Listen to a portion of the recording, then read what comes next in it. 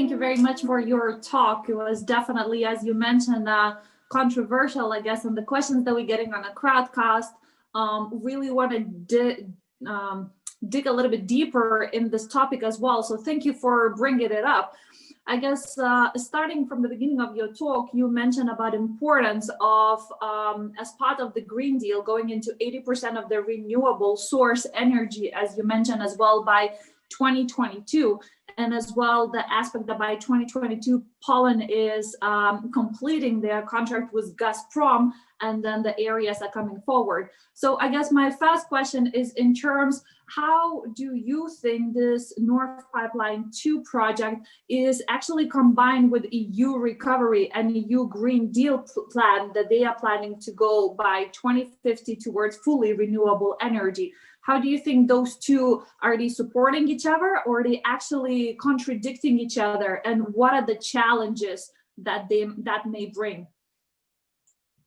Okay, thank you very much for the question, Vaiva. Let's go to back to the Lisbon Treaty that was signed in 2007. The heads of states and government of the Eurozone announced that they had now created the most innovative and dynamic economic zone in the world. Well, 13 years after the Lisbon Treaty, now we see that we are facing massive problems here. Big debt problems, like looking at Greece. We had to buy out Greece with 200 or 300 billion euros from bankruptcy, and around 200 violations of the Maastricht stability criteria by the Euro countries have remained without the prescribed sanctions. So I think apart from the Green Deal and the efforts made here in Europe, we are facing big problems, and it's just a question of time until we cannot afford this anymore, and it's getting too expensive. Well, now looking at the problems here in Europe with the SARS-CoV-2 pandemic situation, we are now creating new debts, new credits, and it's called the Next Generation project, because next generation has to pay for it. And I'm very much afraid of not being able to repay all the debts, and with the problems the next generation has to face here in Europe. Absolutely. And I guess in your speech as well, you mentioned how, on your opinion, political failure on the Germany side in terms of the relationships with Russia. And there's quite a lot of tension talking about relationships and controversial about relationships with Russia as well. A lot of skepticism being expressed in regards to Nord Stream 2 and other projects related to Russia. And what do you think is needed to settle those tensions on both sides, on Russian side and the Baltic Sea, Germany in specific? Well, we also have to put a focus on the US.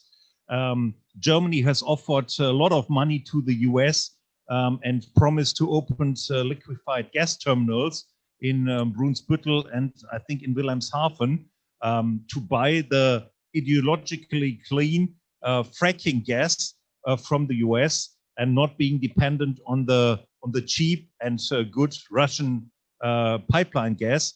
So we have to put another focus on it, the focus of the US.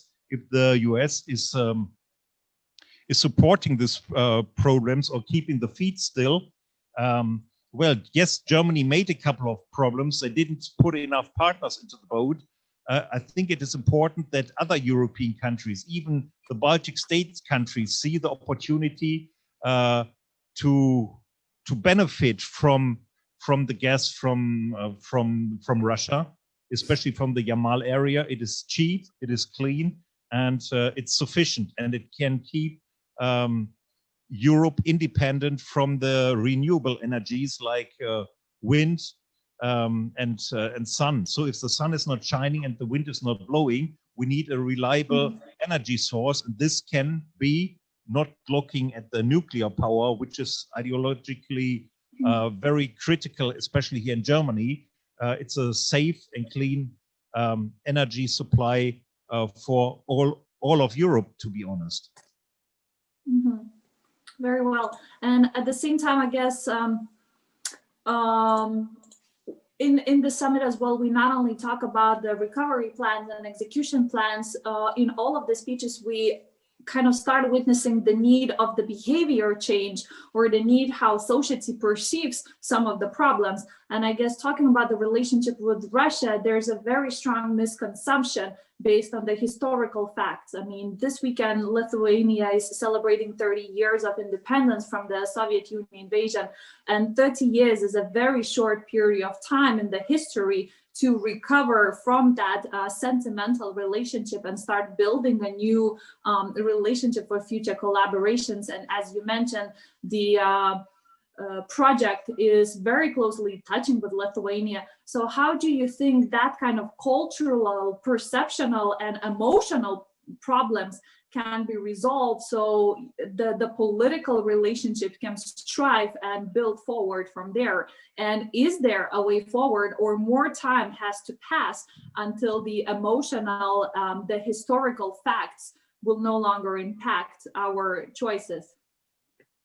Well, this is a very good question, but I'm afraid I think I'm not the right partner to answer these questions. I'm not living in the Baltic states, and I talk to these people, and they have strong problems with doing business with Russia, and the slight chance to be dependent on Russia. They made during the Soviet Union bad experiences with Russians and with Russia. Well, I see it from the German perspective. Even during the time of the Cold War, when we imported Russian gas, even during the worst times of the Cold War, Russia has always been a very reliable partner. So from my German point of view, we never made bad experiences with Russia. But of course, I see the problems of the Baltic states. They had their own experiences, and 30 years, as you just mentioned, is a very short term time in terms of this. So I can understand the situation, and it's a matter of trust building, but you should ask these questions to people who are living in the Baltic states. Mm-hmm. Thank you. And continuing the controversial topics, we had a question from the crowdcast as well, a little bit on a different topic. It's in terms of, the question is, with NATO getting weakened and world becoming multipolar, should the EU not stake its claim on forming a bloc led by the Germany? So what do you think? Is there a need for Baltic Sea region becoming a stronger geopolitical bloc? And is it only from the economical side, or has NATO plays a significant role in that as well? I think the European community is a perfect constructor for integrating the Baltic states as well. If they want to become stronger, if they want to have more influence, they should do this under the roof of the European Union. This is a perfect construction of a strong power in the middle of Europe. And there should not be only strong players like the US and Russia, as in former times, and now China also rising up, but also a strong European community, European Union. And this is a perfect construction for the Baltic states to find a new future.